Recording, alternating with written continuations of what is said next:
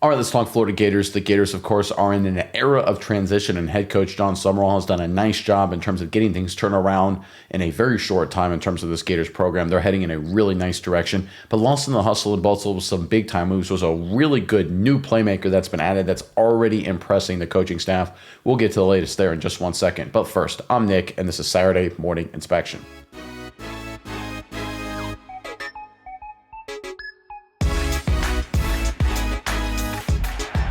When it comes to the transfer portal and the recruiting pipeline as well, we always fall in love with the immediate starters, right? The guys that are going to come in day one and be impact guys, right? They're going to be the next starting defensive end, tackle, quarterback, whatever it may be. We want to see the starters. But in today's modern college football climate, of course, in the Southeastern Conference, you need depth guys. You need rotational guys. Your number 3 wide receiver may not technically be a starter, but he's going to catch 50 passes for you.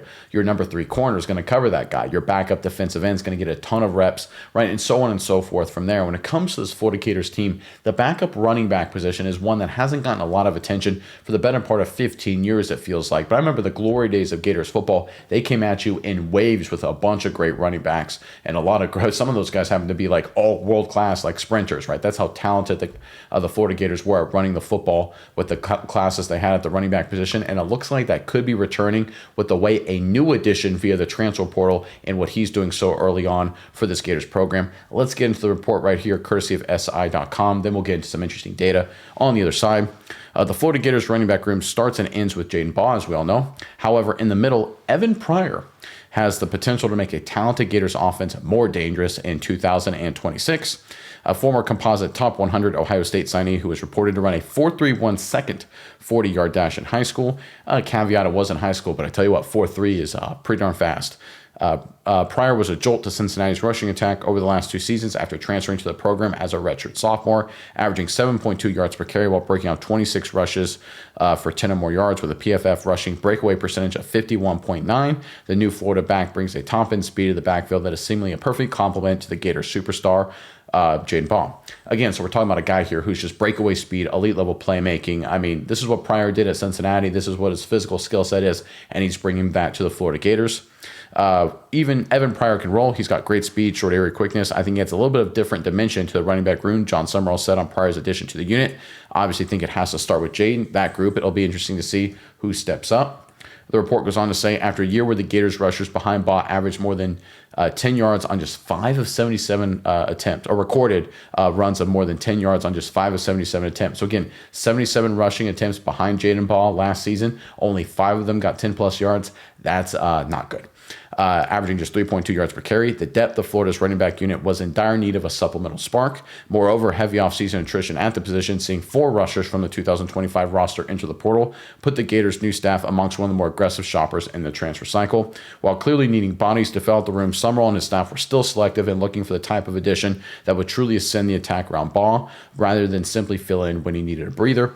And that's an underrated element here when it comes to Summerall and Faulkner and everyone else who is making the decision to add and make moves to the transfer portal, is that it's one thing just trying to fill out a roster. And I think some coaches fall into this trap. They get rated in the transfer portal, they get their depth tested. They lose, 4 rushers, 4 backups, and you still have your starter, but you're like, oh my goodness, we need a 3rd stringer, we need a backup, we need a 4th stringer, we need guys, right? We need guys so we can run a 2-3 deep offense. We need guys for a scout team, whatever it may be. We need good running backs, right? We can't rely on our starter and then a bunch of freshmen, right? We don't have that big of a class, right? No one does.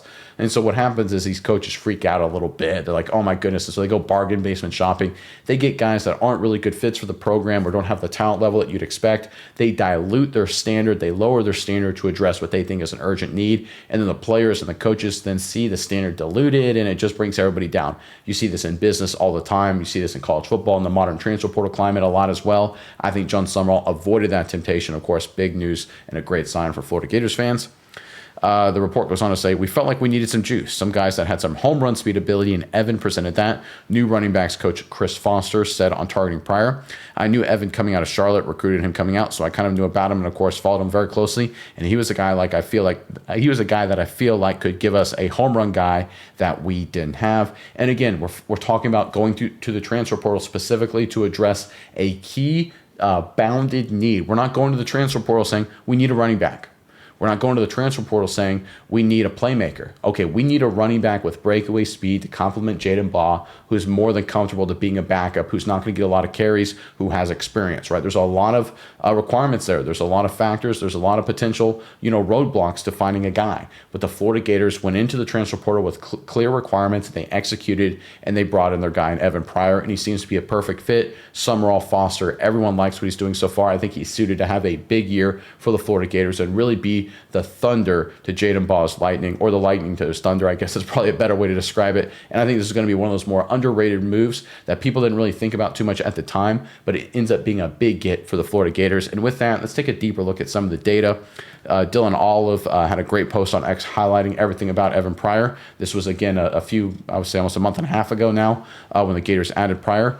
He notes he had 94 rushing yards, 208 receiving, 11 total touchdowns over the last 2 years. So again, not a whole lot of productivity in terms of raw yardage, but 7.2 yards per carry, home run hitter. Ran a reported 4.31, like we already talked about.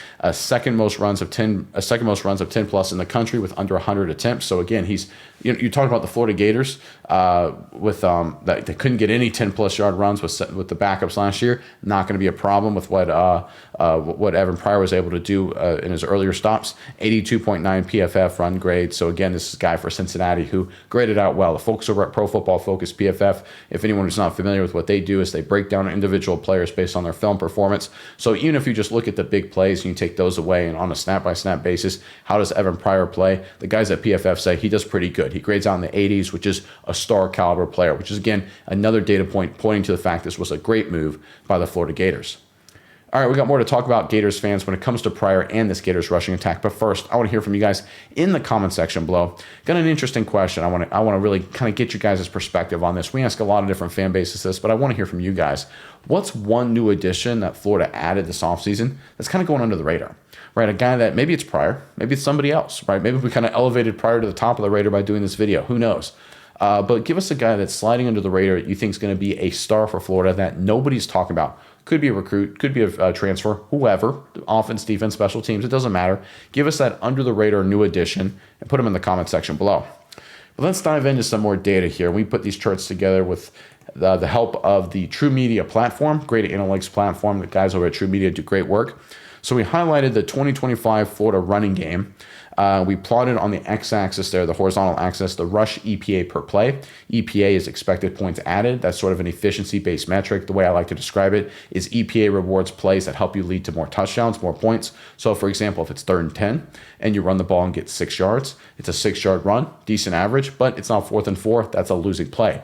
But if it's 3rd and 2 and you run the ball and get 3 yards, even though that's a half yard in terms of the yardage acquired, 3 versus 6, that's a first down. That's a winning play. The rush EPA per play would be higher on the second play than the first. So that's why we like looking at EPA per play. It's not a perfect metric, but at least factors in efficiency and not just raw data. But one of the things when it comes to running, I do like to look at 20-plus yard rushes because the big plays can be the great equalizer at everything. You can be hyper efficient, you can be hyper methodical, but if you get a big play, or you can be not very efficient, not very methodical, and then you get a big play, it can completely reset everything. So I like to look at efficiency, and I like to look at big plays. And in the SEC last year, the Florida Gators were quite bad at both. They were below average in EPA per play rushing, and they were one of the worst in 20-plus yard runs. In fact, looking at the graphic here, only the South Carolina Gamecocks and the Kentucky Wildcats had fewer 20-plus yard rushes than the Florida Gators. Can't happen.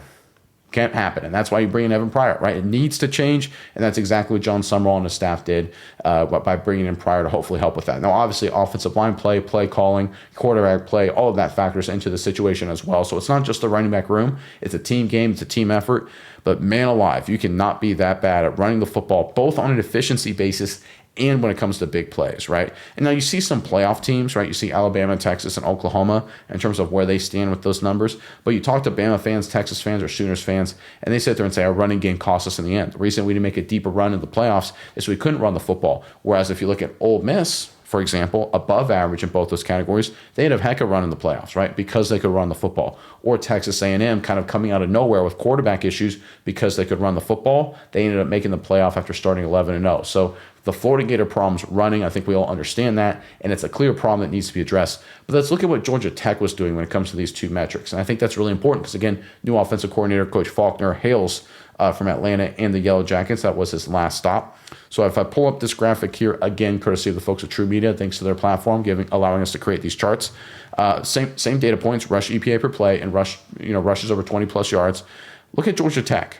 They're the best. They're the best. Right? Their most efficient rushing offense in the ACC last year, and tied for Florida State in terms of 20-plus yard rushes in the conference as well. Now, I get it's ACC versus SEC, a little apples to oranges, but Faulkner's a guy who believes in running the football on both an efficiency basis and for big plays, and I think that's what he's trying to do with the Gators, and I think that's the right approach to take. You need to be able to do at least one. You need to be hyper-efficient, or you need to generate big plays, but I think to be a big-time winner in college football, you have to do both. You have to be able to run the ball for 5, for 6, for 7, for 4, for 6, for 3, for 5. You have to be able to control the clock, control the game if you need to, but you also have to have that big playmaking ability that can flip a game on its head. The Gators struggled with both last season. Georgia Tech was great at both, so we know it's a good scheme. It worked well in the ACC. Translating it down to Gainesville, it should be a good offensive structure to help out Ball and help out Pryor. Again, you talk about that thunder and lightning combination coming to this Florida Gators offense.